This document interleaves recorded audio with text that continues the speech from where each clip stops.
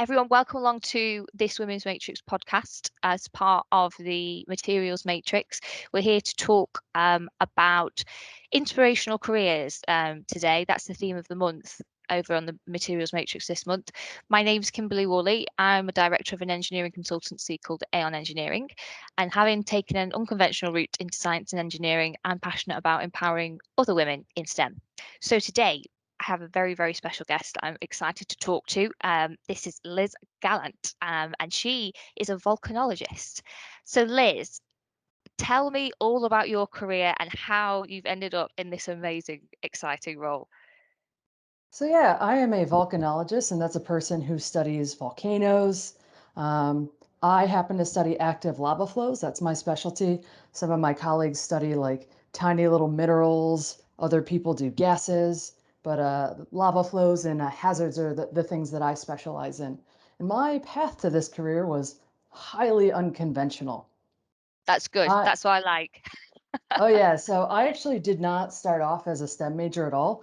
I went to a 2-year college, which there's no equivalent in the UK, but it's like a college with training wheels.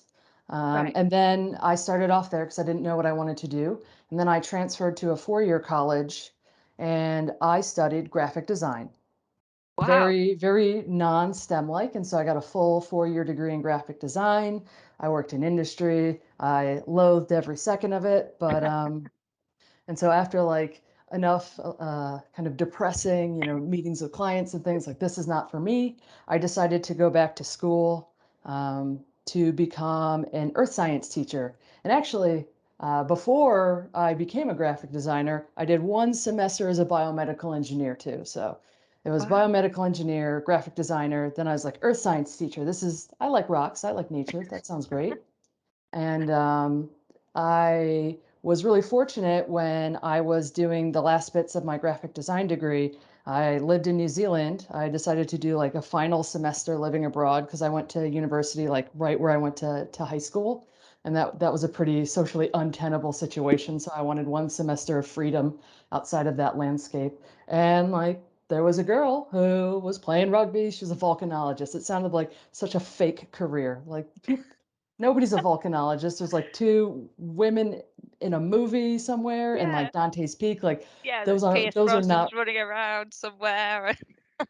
I mean, I liked flannel, and that was about the extent of my connection with volcanologists at the time. Like, this is not a real job.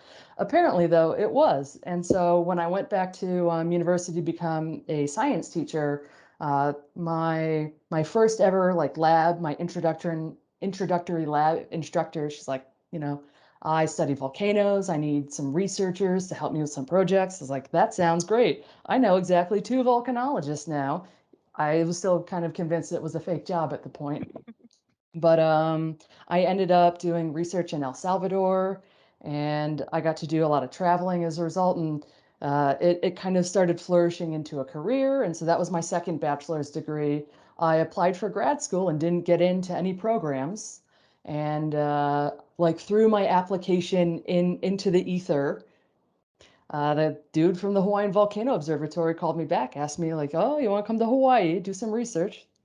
And Wow. so far, it's worked out. Did some work in Hawaii, applied to grad school again. Uh, that time, it was much more successful, so I ended up getting my master's degree and my PhD at the University of South Florida. And then I ended up moving to England actually for a postdoc to do some hazard modeling. I was at the University of Cambridge, which is very odd for me because I'm very non-Cambridge style background from the US. Like whatever the Cambridge background would be, I'm from the exact opposite of that. So Cambridge was quite a trip. And now I have made my way back to Hawaii. I am here on a fancy fellowship thing, and I'm studying active lava flows again. And I'm actually one of the people that is on the ground monitoring the current eruption that started on the 29th of September here. So it's been a very non-linear route to where I'm at today. No, but I mean, that sounds massively exciting. I mean, I thought because you've got a brilliant website that will signpost people to, I thought this is really, really good, very visually appealing, lots of really cool pictures. Now that makes sense with your graphic design background. Um, one thing that springs to my mind, and I'm going off the kind of agenda, is it dangerous? So I am a real like it's an inherently dangerous profession, right? Like if you go back historically, back in the 80s and 90s, like a non-zero number of people doing my job have passed away in the field. But as we have new instrumentation, right, we have better remote sensing, we can use drones and things like that. Like it becomes increasingly safer as we can incorporate, less hands-on technology. And Mm, also as a person who now is working for the US government, mm, they have some pretty stringent safety protocols mm, for how we interact with this kind of hazardous environment. Like when I go out there, we have gas badges. I have a gas mask on, like the facial respirator. mm, We have eye protection. We got to wear high vis, things like that. And so mm. there are definitely different levels of safety. And so the work that I'm doing now, because of the entity that I work for, like the safety regulations are the strictest. But Mm. it's one of those things where I do have a very grim folder in my email inbox of like letters to send to people just in case. And so it's one of those things where I don't ever want to not go back to sleep in the bed that I kind of woke up in that day. Like Yeah. the goal of my job every day is to make it home safe, but Mm, it's not a zero hazard, it's not a zero mm, hazard job, but very few jobs are, right? It's dangerous to mm, drive to work. If you're flying or traveling, you could get sick, things like that. mm. And so it seems like a very hazardous job, but we do the best that we can with safety procedures. There was one day recently where I was like, in a helicopter with no doors, staring over like a smoldering hole. But on that very same day, like my friends were forced to teach in the United States, like with non-mandatory masks, and so I felt honestly safer than them at that point during the pandemic. So, this risk is really relative, isn't it? Yeah, I think probably because one of my next questions was kind of what is the absolute best thing that you love about what you're doing at the moment? I imagine actually, I suppose like you say, it's a balance. On one hand, it is quite risky. It sounds like you have lots of procedures and your protective equipment to help with that. But I imagine it's really thrilling and exciting as well. So yeah, especially the kind of eruption that I am responding to right now, right? It's just like in the crater, you know, it's not mowing over anybody's home. If you look, however, on the other hand, at what's happening in Spain, I think that that would be a much more stressful and Mm, kind of emotionally draining situation, right? Like, sure, you're there to do science, you're there to monitor, but you're also the person who's witnessing the destruction of people's homes, their livelihoods, things like that. And so I have been I would say fairly fortunate in my job that all of the eruptions that I've responded to at present have not taken anybody's life or have substantially damaged anybody's property. I've yeah. responded to an eruption in Nicaragua, and it was just a small lava flow that like went into a previously flowed upon area, Mm, and so that was pretty low hazard. And so I've had the benefit of not having to kind of juggle those mm, stronger emotions of watching people lose everything whilst I'm still having to like be a professional and show up and do my job. And so like it's been mostly thrilling on that part. But I mm, know I do have some colleagues who responded in 2018 to the eruption here that took 716 buildings. I have some colleagues that responded to the Whakaari eruption in New Zealand, which claimed a number of lives. And so it's definitely the experience that I've had has been mostly positive, and I'm very mm. fortunate for that. So your research, to the research you're conducting live now, that will kind of feed into, I suppose, um, when there are other eruptions around the world. Is that where your research is going to kind of help plan the response to those? Is that So, that's my understanding? so I'm a bit of a jack of some, master of even less approach to research, right? Like I don't have one single track of research. Mm, I do some studies on lava flow modeling. mm, And so some of the work I do is improving the way that we feed data into those models. yeah. And some of the other work I'm doing here in Hawaii is looking at how lava flows can impact areas on the sides of like a previously established like lava flow channel. Sometimes those channels can break. and lava flows out the side. And so I'm trying to understand some of the mechanics around that to improve the way that we can assess hazards kind of along lava flow channels. And so it's all kind of moving towards that goal, but from a couple of different directions. Yeah, sounds so cool, Liz. I suppose my last question is, you were saying that you've not met many female volcanologists. Is that changed now? Are you seeing more females coming into kind of your space? Absolutely, but it's mostly on the earlier career path. And so some colleagues of mine, most of them in the UK actually, we have recently submitted a paper that looks at how women are represented in volcanology and minoritized individuals in general. But a lot of like the strong, awesome science that I see is really like female dominated these days in Mm. volcanology. It's like it's got a very like female presence. A couple of examples are some of the folks that I am working with on that paper.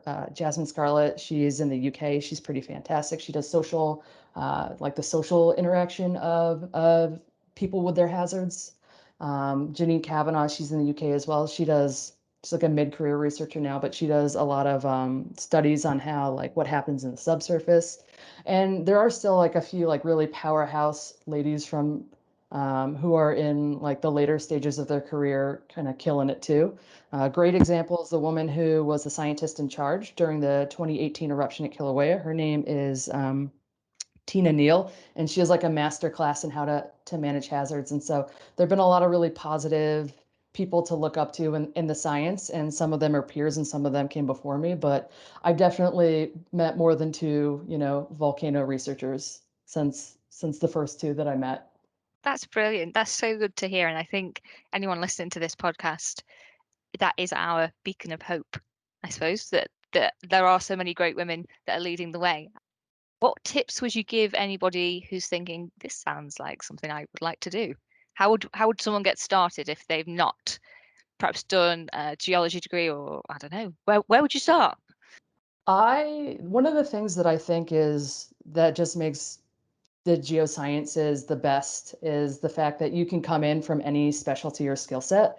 Like Mm. we have geochemists, we have geophysicists. There are people that study like the intersection of geology and biology, and so it's not one of those things where you have to have always like been staring at rocks to do this job. Like most of the people I know who do this job actually don't really stare at rocks. And so I think that you can easily leverage a lot of experiences that you may have had in the past. Like I have that graphic design degree, and I have to make figures for papers. I need to make posters. I still use a lot of that design work in my day-to-day basis. And so I think the geosciences is a great place for you to leverage all of your prior skill sets. Like it's not a place where you go to forget that you know, did a bio degree or did some other work before you got there. It's a place to really integrate that in ways that I don't see as prevalent in other STEM fields. That's really good. So it's kind of more of a inclusive, you want the skills from different backgrounds really to help with the research, because I suppose that is complementary. I think it's academically inclusive in that like there's a space for all backgrounds, but there's still, I think, a lot of problems with the geosciences. Some of the programs Mm. require extensive field experiences, and so like ableism really feeds into that, or people from backgrounds that are not like generally Yeah, that can't like travel perhaps as much. can't travel, so people with caregiving Mm. responsibilities and like a lot of outdoor spaces are hostile to people of Mm. color, and so it's one of those situations where it's not as inclusive as it should be, and there are a lot of like really cool folks working to make it better. Brilliant. Well, hopefully we've got some listeners to this podcast that can kind of help bring in that diversity. Thanks so much for your time, Liz. I am definitely going to keep watching your website with very, well, lots of interest. It's been really cool talking to you, and can't wait to see what you do next. If Absolutely. Thanks for anyone, having me. oh, you're very welcome. If anyone wants to check Liz's website out, we'll put a link to it so you can follow along and see these cool pictures that I've been talking about. Okay, so join us again next time for another chat with amazing women to learn more about STEM and the work that they're doing. Thanks again, Liz, for joining me today. And for any other information, take a look at the Materials Matrix website. Thanks again, Liz.